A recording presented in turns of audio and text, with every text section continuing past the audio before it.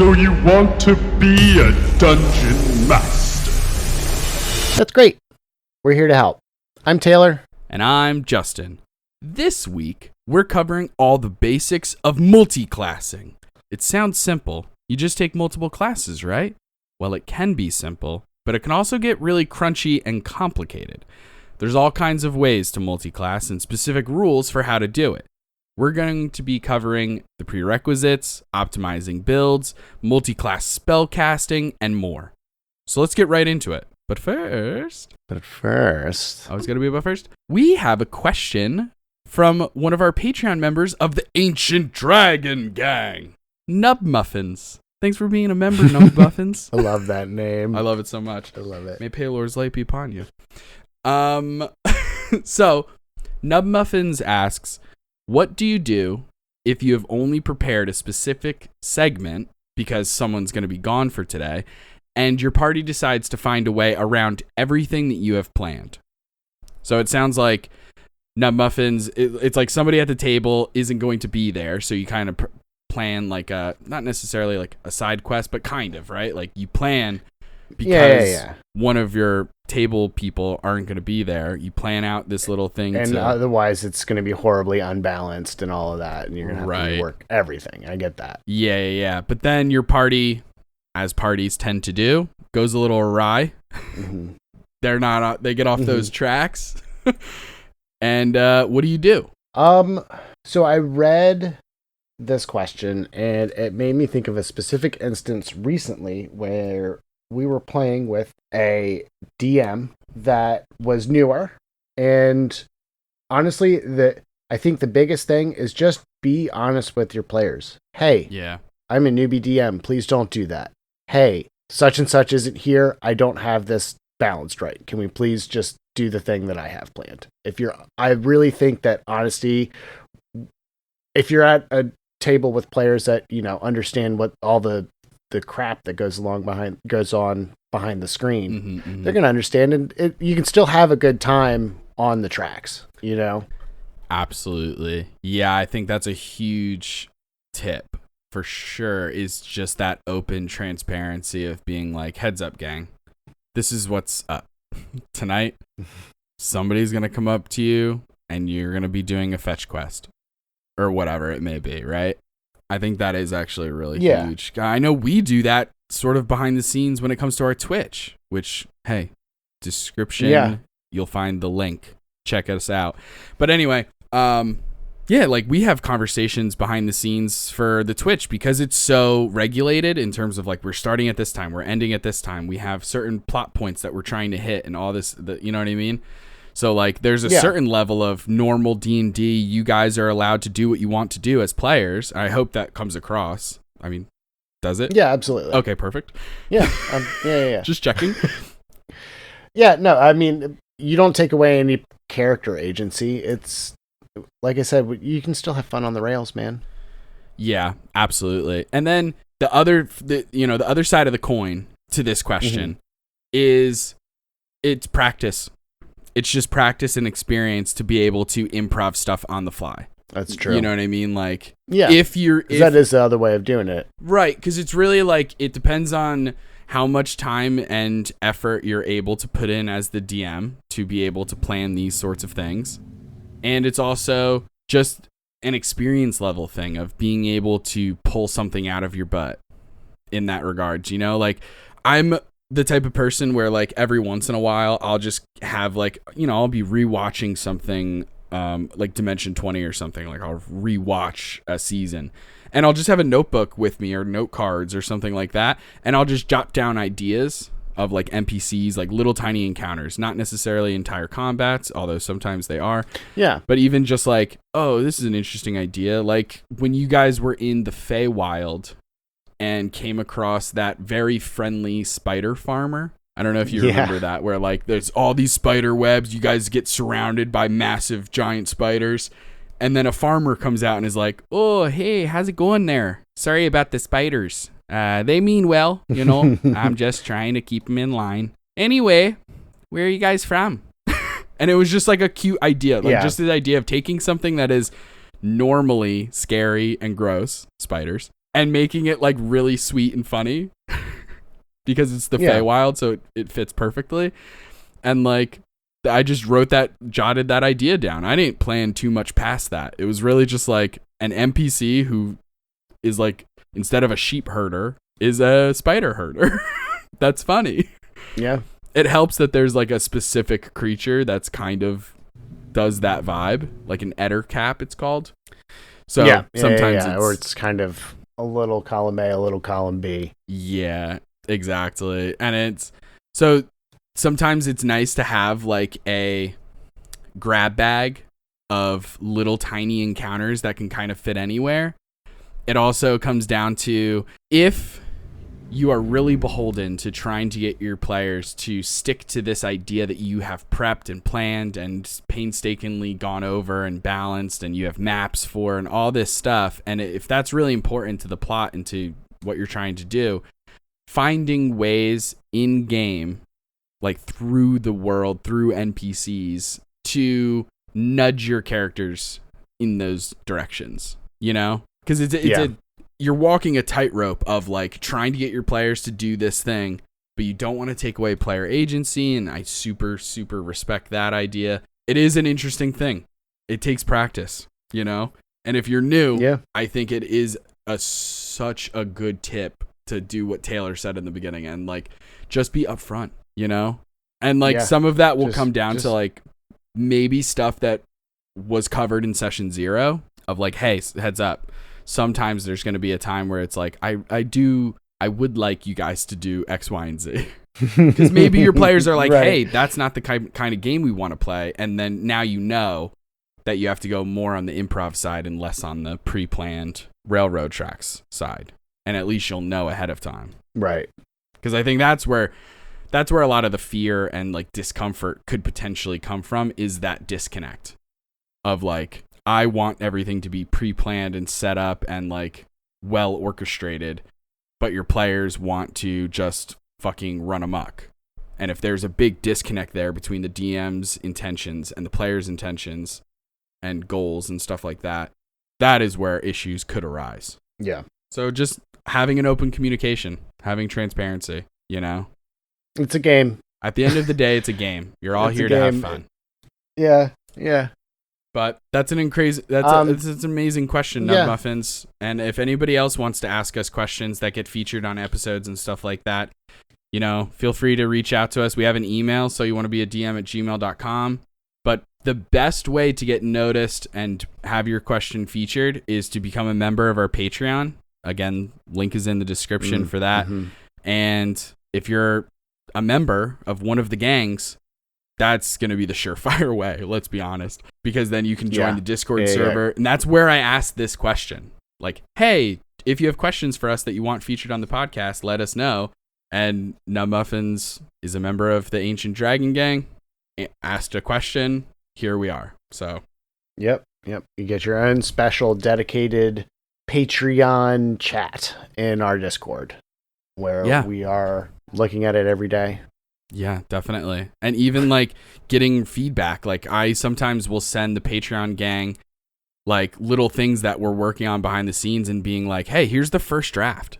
Like this is months away from us actually posting, but here's like a first draft. Mm-hmm. What do you guys think? And I just think that's like a fun thing. You get to be part of the creative process in some regards. Absolutely. But that being said, well, let's get into it. Let's stop patting our own back and get into the meat of the episode. Absolutely. I know. You know me. Yep. So before we get too deep into it, I do want to kind of put this little thing up front. This is advanced D&D stuff here. This is not... there's a lot of variables and stuff to consider with every multi-class that you're going to do. Some tables, it's going to be more viable than others. It really just depends on the table. It depends on the situation. With multi-classing, it is very much... you got to think ahead, plan ahead a lot, because, you know, it's a lot of this stuff is dependent on the two classes working together. You need to know what level you need to be at each class, at like each class level, each step of the way, to make sure you get the most bang for your buck and that you don't kind of fall behind at the table. Yeah, Absolutely. Yes. Totally agree. And like, so a lot of the things we're going over in this particular episode, this Multiclassing 101, has to do with the mechanics and the rules. And in future episodes, we can go over all kinds of crazy stuff when it comes to like matching together these two like diametrically opposed classes that like quote unquote shouldn't work. But like how to make that work from a story standpoint and from a mechanic standpoint. And if you want more information on how to do crazy ass multi-classes that kind of like mechanically may not make sense, I highly recommend you become a member of our Adult Dragon Gang or higher on our Patreon, where we do multi-class mystery mashup, where we spin a random wheel generator kind of thing and pick two classes and we just have to fucking make it work. And it is wild. Yep. Taylor keeps getting really good easy options and it's pissing me off, but that's how the luck decided to roll and whatever. Yep. It's just how it goes, I guess. But anyway, let's get into it. All right. So multi-classing at the core of it is exactly what it sounds like, using more than one base class. So obviously you're going to have to be at least level 2 to do this. It gets tricky as you level up because you're going to have to start thinking about what level you are at in each class, as opposed to being just like, I'm a level 12 rogue. Okay, well, I'm a level 8 rogue and level 4 monk. Like, and so you're not going to get the level 12 benefits of a rogue just because combined you're level 12, but you will still get the level 12 proficiency bonus and the cantrip buff. Yes, exactly. Because that's based on your character. That's based on your character level, but your class level is going to be lower. Right. Absolutely. So a character, you can be level 10, but 5 levels of bard, 5 levels of sorcerer. Right. Exactly. And so you're only going to get the level 5 bonuses from each of those. So as a result, one of my general rules of thumb is to pick some heavily front-loaded classes for the multi-class. So you're going to want to think of what you want your quote-unquote main class to be, or you can go just straight up 1-to-1 and just, have 2 classes or 3 classes, however you want to do it. But all the classes that you should pick, or at least the ones that you're considering, should be mostly front-loaded. And by that, I mean you get most of your class abilities by level 3. Because that's where you're really going to be getting a lot of your your sauces that are going to start mixing together to make the soup that is your character. This is a really gross analogy and I apologize, but so like things like monk, where you get your you'll get flurry of blows and stuff like that right at level 2. Or you can go with like warlock, where you get your eldritch invocations really early, and those are the invocations are really easy ways to break stuff. There's a lot of really good ones for warlock that you can choose. Fighter's a good one just for a lot of the proficiency stuff that you get at the beginning as far as armor and all that stuff. Plus you get action surge, which is nice at level 2. Crazy. I put cleric on this list. I kind of want to say cleric or sorcerer, pretty much any of those spell classes caster classes where you get to pick your subclass, domain, circle, subclass, whatever at level 1. Yeah, it is nice to get those because a lot of that features stuff, really quickly. Yes, because it is nice, and it's like if it's your very first time multi-classing, then I would stick to 2 classes. Don't dip into a third yet. Not to say that you can't. Players have done it in the past, and it works great sometimes, but it can get crazy.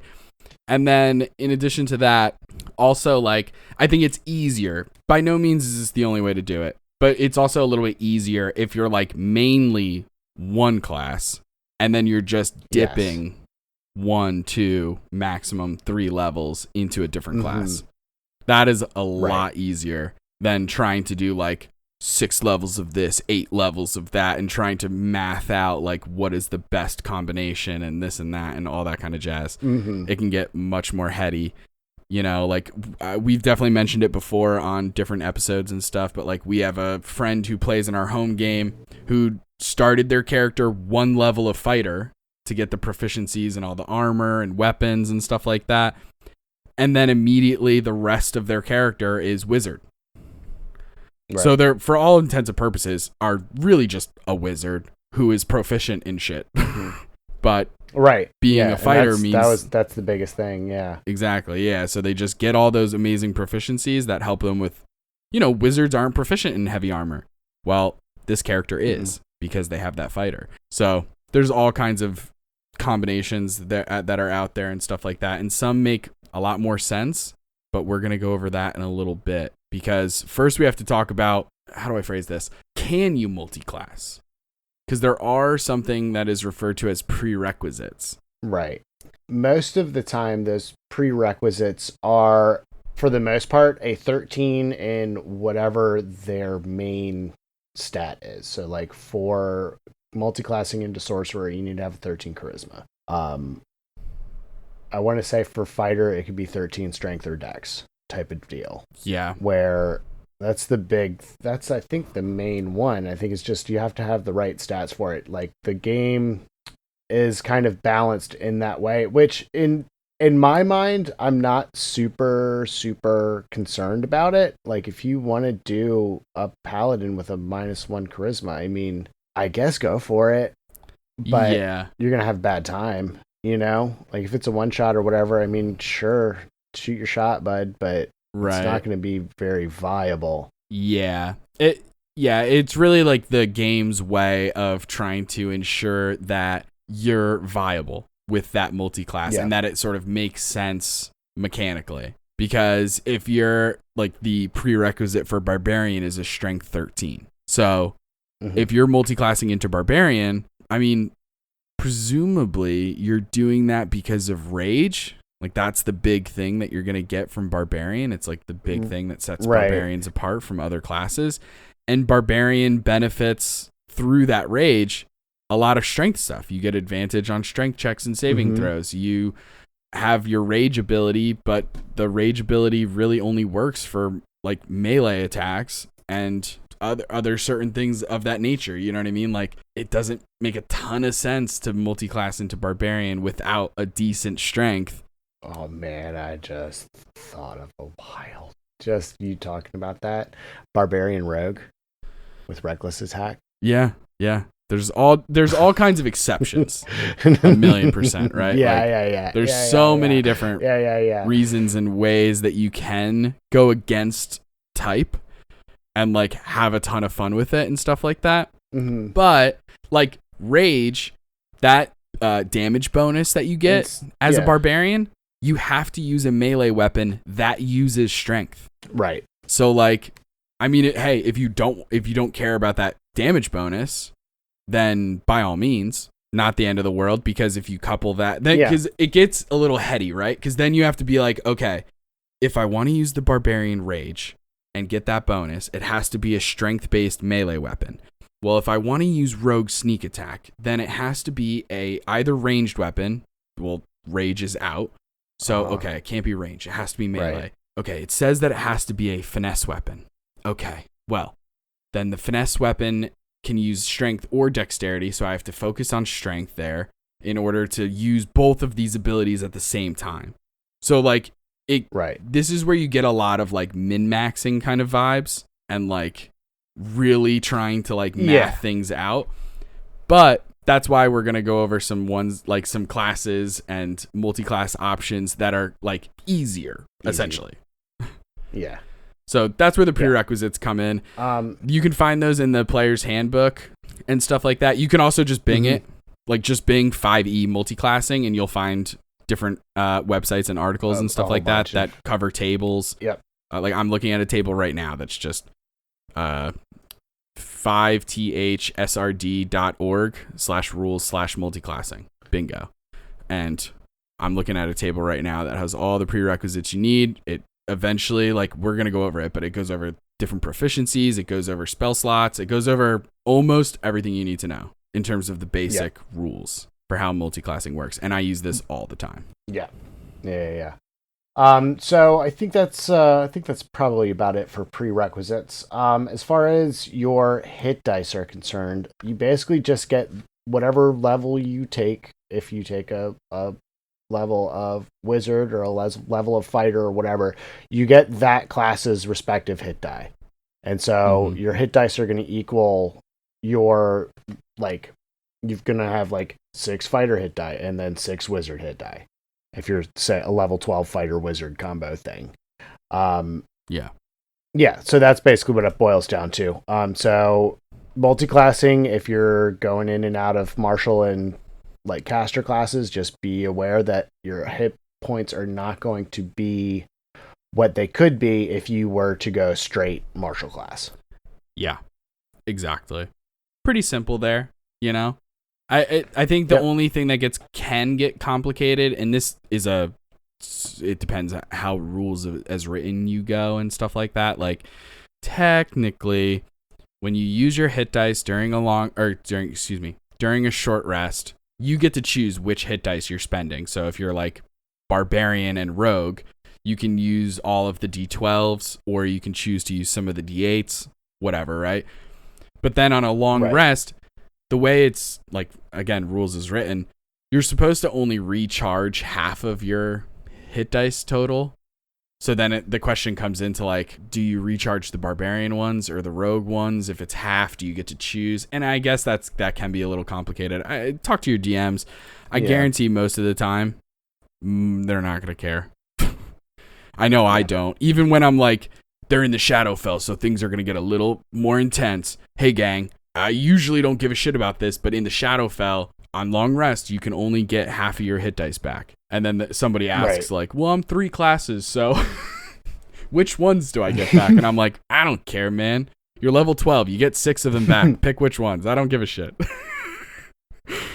You know, like, most of the time, it's like, with 3 why? different classes. Yeah, it's like, why even bother? But that's how hit dice work. Now, let's actually cover proficiencies next, because proficiencies are a little simple. Then we'll get into spell slots, which can feel complicated to some people. Because spellcasting is, in my opinion, is like one of the more slightly, or at least it can be confusing. Spell slots, all that kind of shit, I think is like one of the things of 5th edition that can be confusing to newer players and DMs. So let's cover proficiencies first. Again, I'm looking at the same fucking little table, that same website that I threw out there for proficiencies. Now, the way this works is when you start off and you're like a brand new, I'm going to just use the barbarian again. When you're a level 1 barbarian, you're starting your character off as this. Not only are you level 1 barbarian, but you're like a level 1 character. It covers your proficiencies. Right. We went over that in all the 101 class episodes. It says armor, light armor, medium armor, shields, weapons, simple, martial, tools, none, strength saving throws, strength and constitution, 2 of this list of skills, blah, blah, blah. If I were to already be like 5 levels rogue and then pick up a level of barbarian as a multi-class, I don't get all of those proficiencies. Like, I don't get strength and constitution as saving throw proficiencies, right? Like, it significantly limits the extra proficiencies that you gain as a multi-class. There's a table that goes over all of them. Yeah. And that's the easiest way to cover it. Most of it is weapons and armor. And really and honestly, I think with the rogue, you get 1 skill and a set of thieves' tools.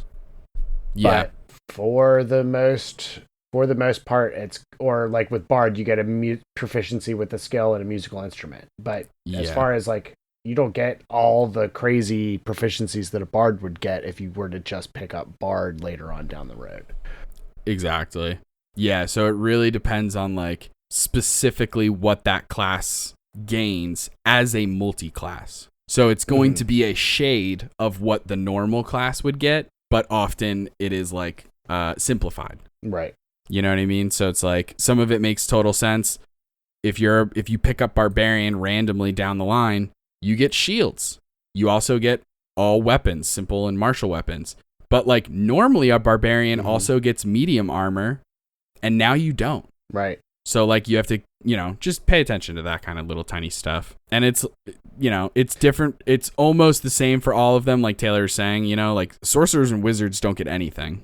No extra proficiencies, because sorcerers and wizards don't really get any extra proficiencies, but don't.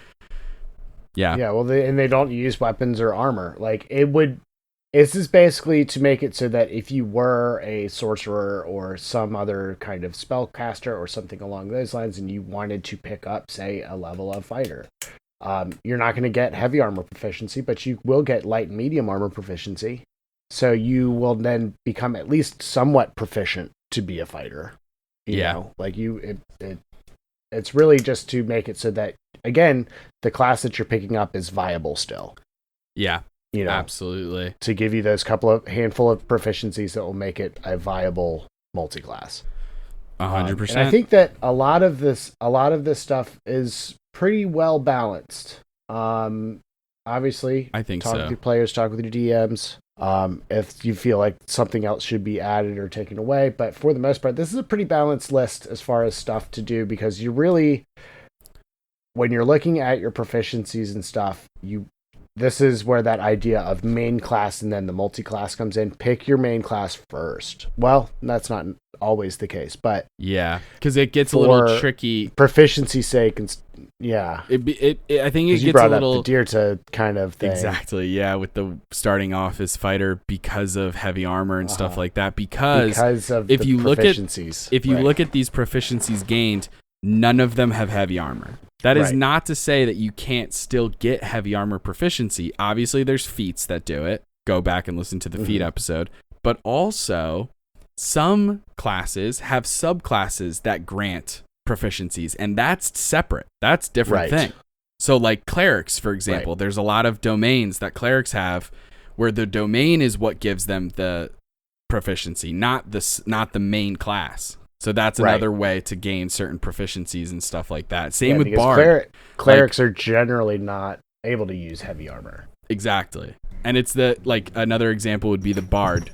If you multi-class as Bard later on, you only get one skill of your choice, whereas Bards normally start with 3 skill proficiencies. But if you pick up the College of Lore as a 3rd level multi-class Bard, then you're getting into the whatever features that the College of Lore gets, one of which is 3 skill proficiencies. So there's ways to get the things you want, but this is why multi-classing can come across as complicated and crunchy, because you can spend the time to really sit here and finagle things, and you have multiple tabs open on your computer and you're bouncing back and forth from okay, what do I get from this class? What do I get from this class? Then there's subclasses included. Then there's the racial. Then there's the background. You know what I mean? It can get complicated, but it doesn't have to. High-level multi-classing is wild. Exactly. Yeah, you can keep it simple.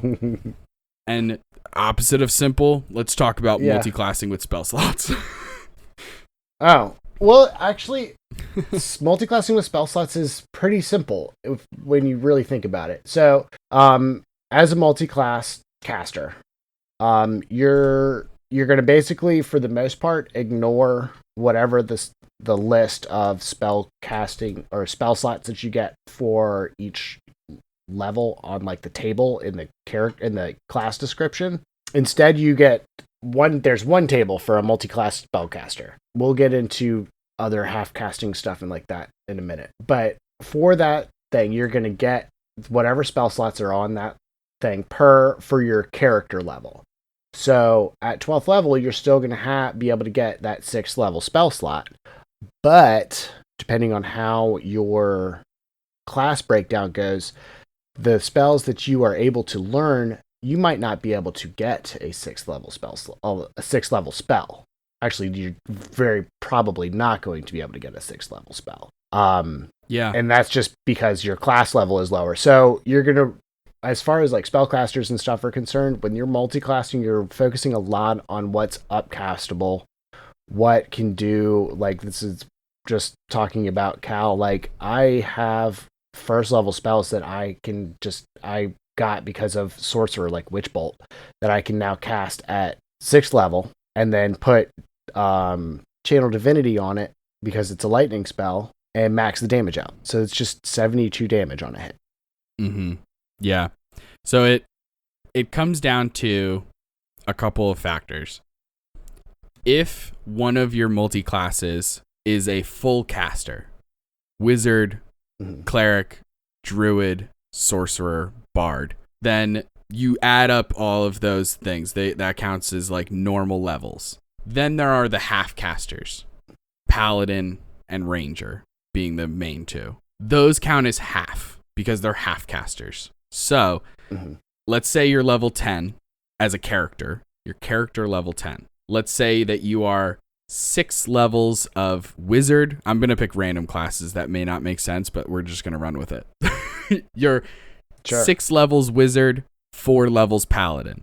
Now, that does not mean that you get the spell slots of a 10th level character. Right. What happens is those 4 levels of paladin get halved to 2. 2 plus 6 for wizard equals 8. So you look at an 8th level character, you have 4 first level slots, 3 second, 3 third, and 2 fourth levels.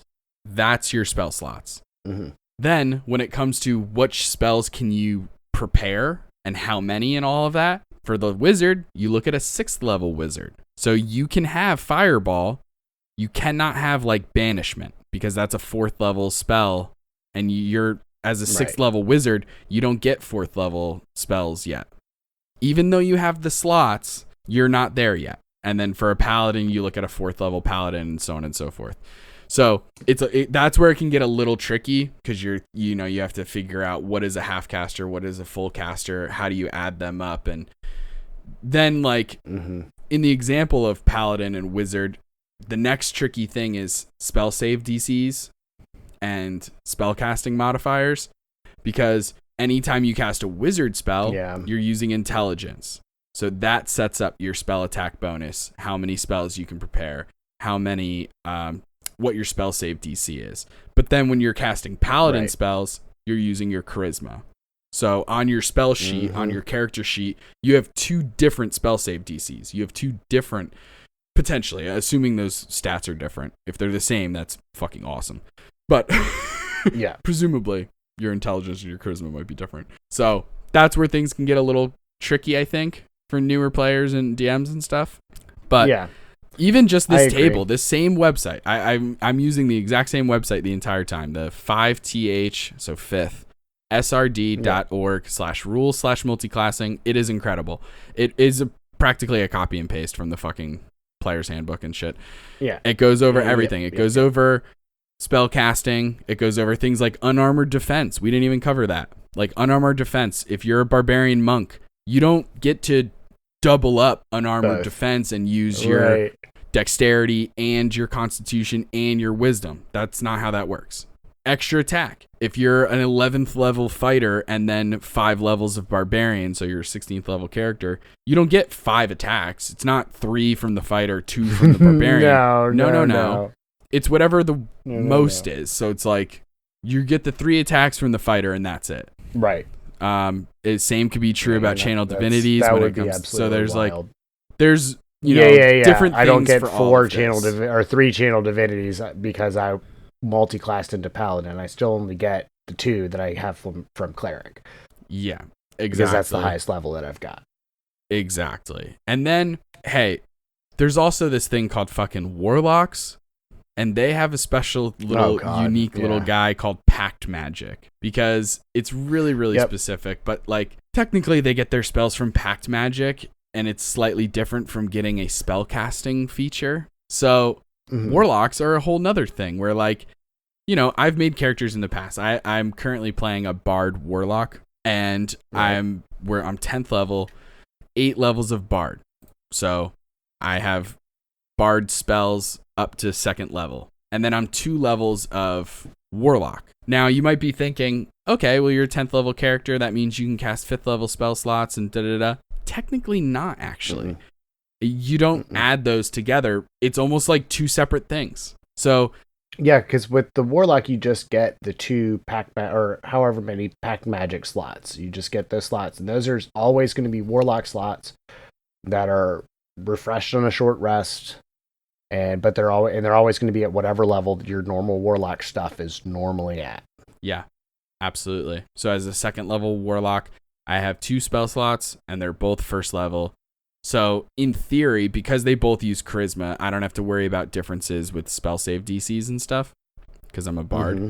So like, it really just kind of means for the time being, unless I level up my warlock more, right now I just have 6 first level spell slots. Right. Because you can use a spell slot for either bard or warlock. Like in that wizard paladin example, you can use that high level spell slot with a paladin spell, assuming it casts up. That's fine. It just comes down to when you preparing spells, like which spells you can learn. That's where, which class it's coming from is important. And then when it comes to like what spell save DC does the monster have to be, then it's like, okay, well, I'm casting this spell from the paladin portion of my character, therefore it uses charisma. So like, a little extra note keeping, you gotta like make sure that on your character sheet you're kind of putting a little P and a little W by which spells are from which class and stuff. But it's at the end of the day, it's not complicated. If you're using D&D Beyond, it'll do all of it for you.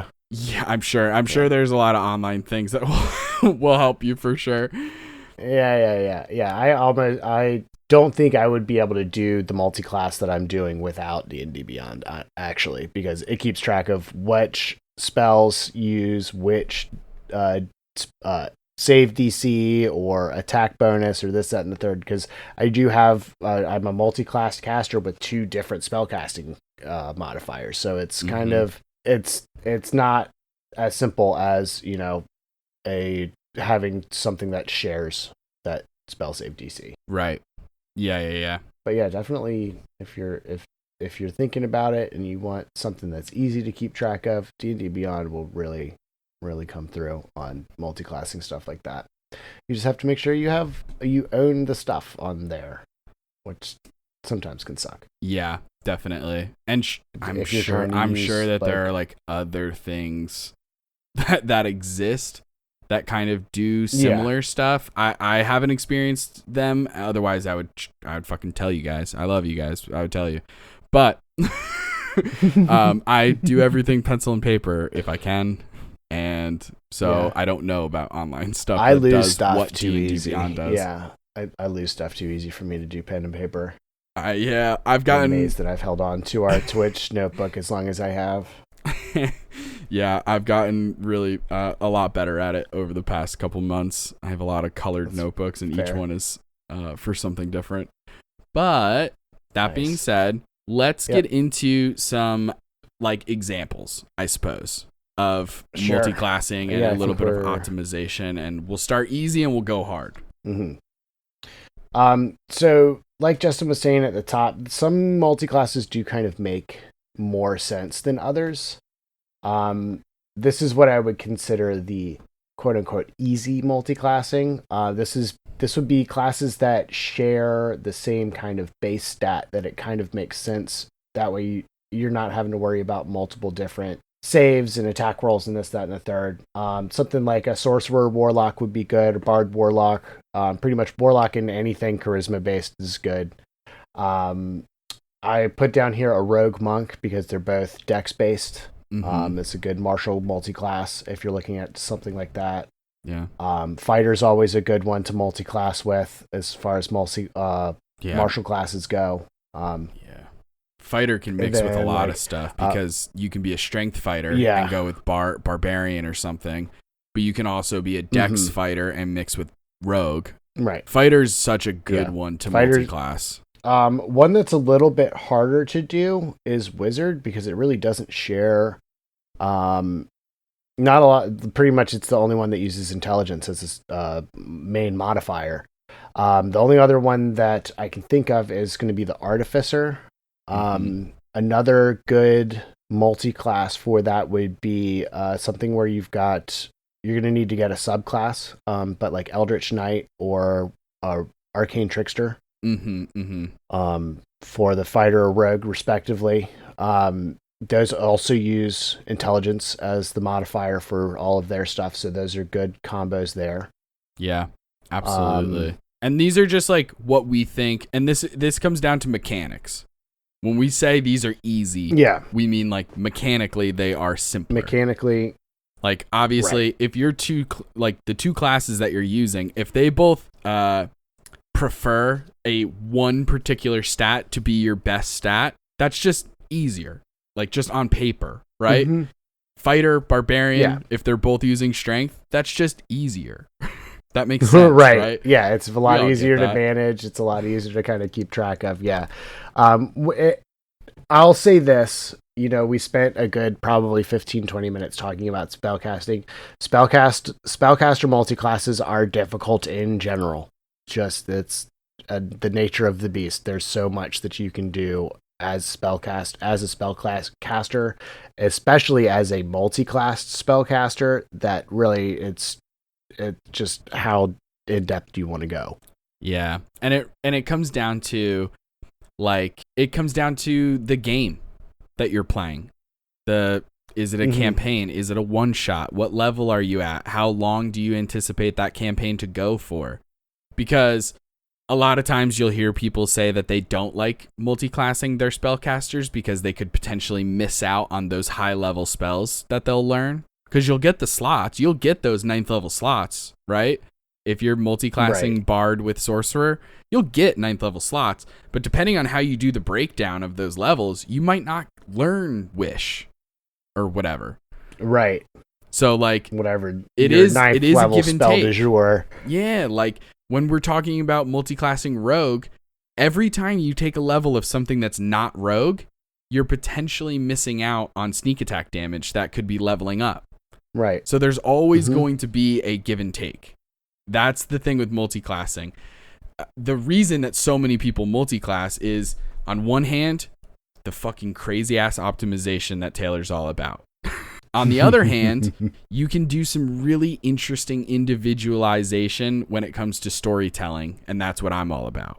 So multiclassing offers so many interesting opportunities on both sides of the spectrum of whether you're like all about RP and just fucking whatever, and all about rules and crushing the DM into a sad space. So like whatever your bag is, there's something for everybody. So kind of going with that idea, you don't have to pick multi-classes that share a modifier. I mean, honestly, some of the best multi-classes don't share a modifier.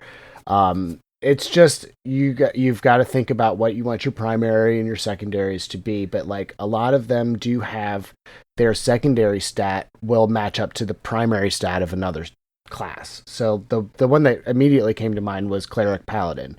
As a cleric, your saving throw proficiencies are Wisdom and Charisma, so those should generally be your two highest stats. Well, Paladin is a Charisma-based caster, so if you've got a decently high Charisma already, then you throw Paladin on there and you've got yourself a decent little multiclass that's still within the divine realm, but maybe you want to be more melee. Like maybe you're a war cleric and you want to add divine smite to your shit. Like that's awesome. Do it. Yeah, 100%. Yeah, there's a lot of examples of that, of when you're doing like monk and you're unarmored, monks, you obviously are going to go mostly into dexterity, although you could do a little bit of strength shit. But then wisdom is also going to be pretty important, and wisdom is one of those skills that barbarians, like when it comes to skill proficiencies especially, is the first thing that comes to my mind. Like barbarians are good at like nature and shit like that. So they're good at wisdom, they're good at survival, they're good at perception or whatever else. And so a monk barbarian can make sense. Yeah. Yeah, and it's kind of playing into this is really how you customize your character to be what you want it to be from an RP standpoint, almost. Getting back to your point about that earlier, is like, it very rarely in life are people just one thing. Yeah. So it makes sense that there's a mechanic in this game where you can be more than one thing. You can be a fighter that also can cast crazy ass spells. And like, I'm not talking about like Eldritch Knight status. I'm talking like a sorcerer would be a wild combo. Because then you can do crazy metamatic bonus action spells and then still fuck them up with 3 attacks. Yeah. There's so many interesting ideas. That one literally just came to me as I was talking. I was like, yeah, that's wild. That's a really fun little build. But it's so doable. And then you can kind of lean onto the heavier RP side of things, which is what I would consider the hard mode of multiclassing, where you just freaking send it and pick 2 classes that maybe don't have anything to do with each other. Multiclassing Barbarian and Spellcaster, wild. Absolutely wild. There's no reason mechanically why you should ever do that. But maybe you can still have a lot of fun with that type of a character. Yeah. You know, it's not necessarily exclusive. It's just you're going to have to play it different. And it's definitely doable. That's hard mode. It's D&D hard mode. Yeah, absolutely. Because like if you are trying to think about mechanics and stuff like that, then you have to start thinking about like, okay, which spells can I learn that I can cast before I go into a rage that will persist after the rage? Therefore, they're not concentration because rage will get rid of that. Like the spell aid, for example, or like long jump aid, or whatever that's called. Long strider. Long strider. Yeah. Or the jump spell, like one. things like that will persist after the fact. And then you can also think of maybe some out of combat spells that could work. Like the idea of a barbarian having charm person is very funny to me. I charm you. Yeah. Is very funny to me. Like obviously it wouldn't work during combat as long as you're raging, but like out of combat, maybe it makes the barbarian a little more versatile. And I think that's really fun and interesting. So there's always some interesting ideas. Like that's the beauty of this game, at least to me, is like we have this game, we have this agreed upon set of rules, but even how you interpret those rules and how you use them at your table and stuff like that can vary so widely across from table to table, from DM to DM and stuff like that, that it just leaves a lot of ambiguity in the greatest of ways. Yeah. I see your second example here. I'm curious to see how you explain this Monk Warlock. I was just trying to think of 2 classes that are very much not the same stats whatsoever. Right. Like, because like as a monk, you're going to be wanting to do all your run up, fight up close stuff. And as a warlock, you know, you're not really getting a whole lot, but with like, you could get Devil Sight as an invocation. That makes it so that you are basically blind fighting for the most part, you know? And then you couple that with the Way of the Shadow Monk. Guess what? Cast darkness on yourself and you can still see everything. And just do that for key points. Yeah. That's really interesting. That's an example of 2 classes that don't really mesh up in any way other than, oh, I wanted to take 2 levels of Warlock, or I honestly forget how many levels you need to do for your Eldritch Invocations. 2. I think it's maybe just 1 level. It's 2. It's 2? Yeah. Yeah. Okay. So you do main monk, you do all that stuff, but then you also do that 2-level dip into Warlock, and you've completely broken the game. Because now everything's attacking you at disadvantage no matter what, and you can see everything. You've got advantage on every single one of your attacks. Yeah, it's huge. And if for some reason the way that the stats roll out, you end up having a fairly decent charisma, you can pick up Eldritch Blast, and now you have a range thing in case you can't get up close, which monks would prefer, and that's insane. So yeah, there's so many options. I have that for my Bard lock. I have Eldritch Blast and I have Grasp of Hadar, which is the opposite of the Repelling Blast, so it pulls.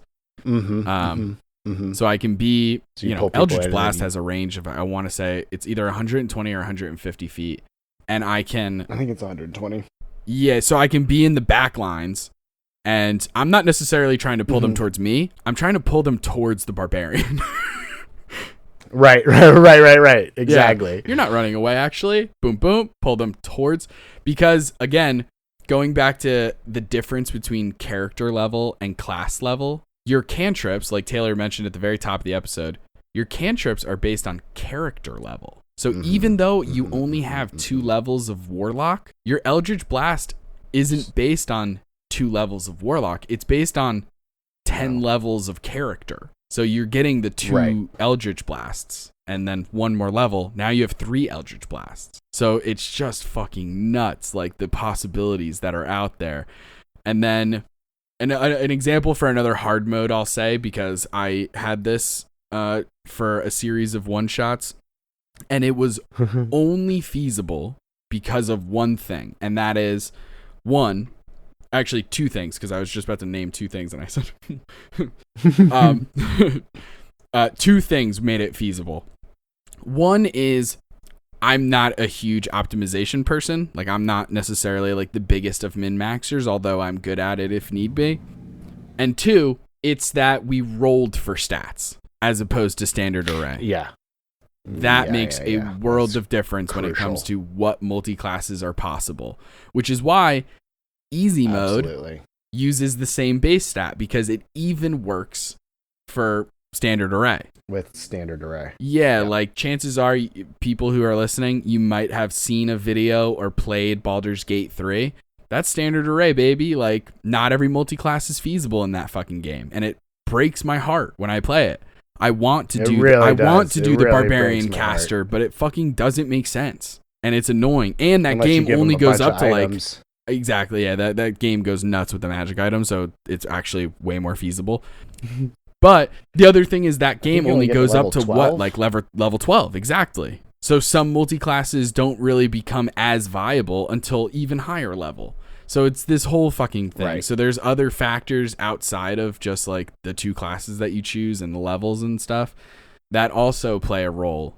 You know, like I played a Druid Paladin. Now, Druid, mainly Wisdom. Of course, past Wisdom, the next score that I want, at least me, is Constitution, because I want good health, but also I want concentration checks. Then Paladin, I'm looking at Strength, and I'm looking at Charisma. So, like, fuck me, that's 4 different stats that I need to be decent. Yeah. So that build was so challenging. A lot of times only getting that with rolls. Yeah. And thank God that we did play that way, and I just so happened to absolutely smash rolls. I had like 4 stats that were 16 or higher. It was nutty. Nice. And because I'm always the DM, I'm very nice to newer DMs, and this was our friend Nicole's, one of her first times running the game. Oh. So I was so very you didn't nice. Break it too bad? No, not even a little bit. I was very, very kind. I had to keep some of my spell slot, but even though my stats were good, it was still challenging build because I have all these cool spells that I would like to cast, but also, hey, I want to hold on to some of my spell slots for Divine Smite. Like, then I have this cool Wild Shape ability, but like, why would I use Wild Shape in the middle of a combat when I'm only X number of levels of Druid? I'm only turning into like the most simple of animals. They can't even fly because you have to be like 8th level unless you're Circle of the Moon. Like, all these different things come into play. Right. So even though I rolled amazing for stats and like it is a viable build, like it does work in most circumstances, it's just very, very challenging, and it does depend on a lot of outside forces. But it is cool, like out of combat I can turn into a little mouse and sneak into the hideout and stuff like that. And then when I transform out of mouse, I'm a fucking paladin. So that was sick. Right. Like, we fought a flying creature, or rather, we fought a wizard who was riding a flying creature, right? Okay. I privately messaged our friend Megan, and I was like, hey, if I use my action on my turn to turn into an animal, can you, because again, I'm not Circle of the Moon, so Wild Shape is a fucking action. So, hey, if I use my action to Wild Shape into a small little animal on my turn, can you use your turn to throw me at the flying thing? And she said yes. And so I turned into a centipede so that I can curl up into a ball. and she fastball specialed Nice. me at the wizard who was flying in the air. As soon as I made contact, I only have 1 hit point, so I immediately bounced back into my Warforged Druid Paladin form, and I smote his ass, and it was fucking awesome. Hell yeah. So, like, sometimes you got to think outside the box. There's all kinds of interesting ways. And that's just with 2 multi-classes. Yeah. Like 3 multi-classes, then it gets even crazier sometimes. It does. There's so much to go over that it's impossible to do this all in one episode. Absolutely impossible. I think this is the basics of it. This is Yeah. I think we went over pretty much all of the little basic stuff that you need to know in order to begin trying your hand at multiclassing. Yeah. You know, it doesn't need to be super complicated, but if you want it to be complicated, it can be. Like if you're into that, complicated, and you could. Yeah, and that's what I really do like about the multiclassing is like you can really come up with an idea of a character that you want to play, some kind of cool thing. Like I saw somebody try to build the Flash with just being able to I think it was a sorcerer monk build where they were able to just increase their speed through the freaking roof. Jeez. Like double, triple down their speed to where they're moving like 360 something feet around. Yeah. It's absolutely banana sandwich. That is nuts. But yeah, and honestly, like just find a niche that you're looking for, whether it be I want to go for super heavy hitting something or other, or I want to be really super viable outside of combat, and then work backwards is the way that I do it, honestly, is I come up with a mechanic that I really like, whether sometimes it's just as simple as I want to do all the damage, but also be a healer. Yeah. You can do that. And also have a ridiculously high AC. And I want to never be hit, and I want to just be a paragon of this deity. And you can do that. And it's super fun. Yeah. And then like you can also go like full story of like, well, I was a fighter with the soldier background going very basic, but then, an important NPC died, so I made a deal with the devil to bring them back to life. Now I'm a warlock fighter. But that's possible too. Sometimes it's based on story reasons and you have to kind of reverse engineer in that direction. And also, let me just make it clear to some people listening, you don't have to multiclass either. That's also absolutely okay. Yeah, I was just going to say that. You don't have to do it. This was a friend of mine had made a request of an episode. Yeah. Of, hey, he asked me, hey, how do you multiclass? And I was like, don't you worry, buddy. I'm going to make a whole episode just on how to do it. Because like often, but you don't have to. Absolutely. You absolutely do not have to, because there are often times when I'm a player where I don't multiclass, and it's because I don't often get to be a player. So like I've never even experienced going through with one class X number of levels. So like I'd want to do that. That's just as new to me as doing the Druid Paladin. Sometimes and you get really cool stuff as you level up. If you stay with one, you're going to get the cool stuff, and honestly better cool stuff if you stick with one class as opposed to going multi-class. Yeah. Just because you get cool, like just really cool stuff. There's the invisibility thing that you get at level 18 in Monk. Yeah. Or like all the different crazy paladins, level 20. Yeah. Abilities and stuff like that. There's a lot of interesting stuff that's out there at the higher levels that you could potentially miss out on.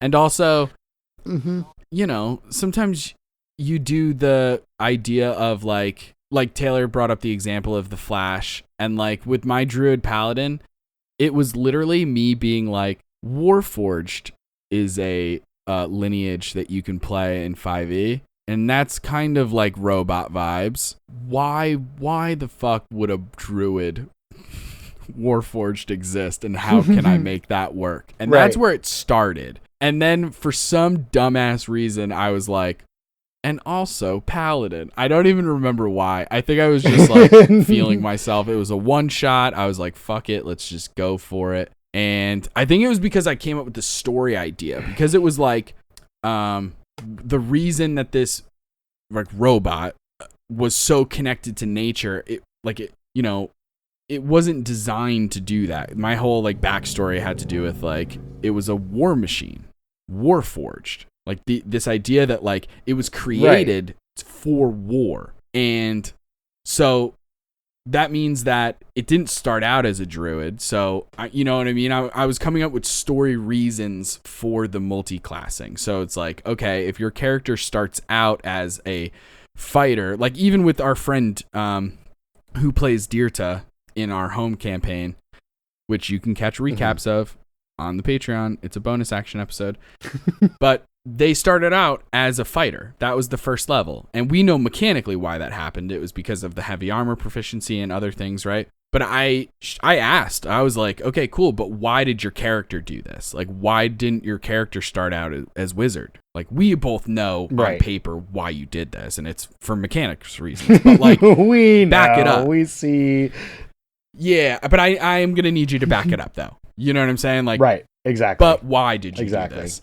And had a great reason. It was like, oh, I come from a dwarven city where it makes much more sense to be a shield warrior and to do this like fighter kind of stuff. It's kind of a low magic sort of civilization and X, Y, and Z. But I love magic and I became attuned to it and I wanted to explore it. So I ended up leaving the group and going to Neverwinter and pursuing magic as a knowledge-based pursuit. And I was like, I fucking love that. Yeah. You know? And there's so many different multi-classes that we can go to. So many different types and builds. And that's why, again, I've said it literally a thousand times, but check out our Patreon. There's so many different things there. We definitely have to do another multi-class again, and I'm going to somehow tip the scale. I'm going to send you a rigged one. And it's going to give you Barbarian and Wizard or some shit. But I don't even know how to do that. I'm not a tech person. But I think no matter what multi-class you pick, I think one thing, there's a through line to all of them. You know, I don't care if you have six classes. Absolutely. And what that is, and I'm so glad you're on board, is that they need to be drinking water. They need to be hydrated. They need to be behind big tap. Oh, there it is. Thank you so much. Okay, I really appreciate so that's you being all on we can board. get into this time.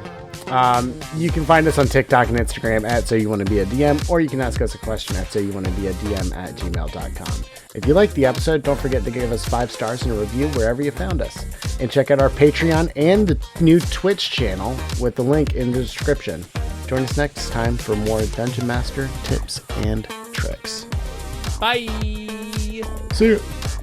And now I have the honor of giving a shout out to the members of our Patreon gang. Lee, we can't wait to roll dice with you. Nub Muffins, may Palor's light shine upon you. And then there's Theo R, Vanessa D, and of course, Talk Screen. If you want to shout out, join the adult or ancient dragon gangs on Patreon. Tune in next time for more tips and tricks from So You Wanna Be a DM.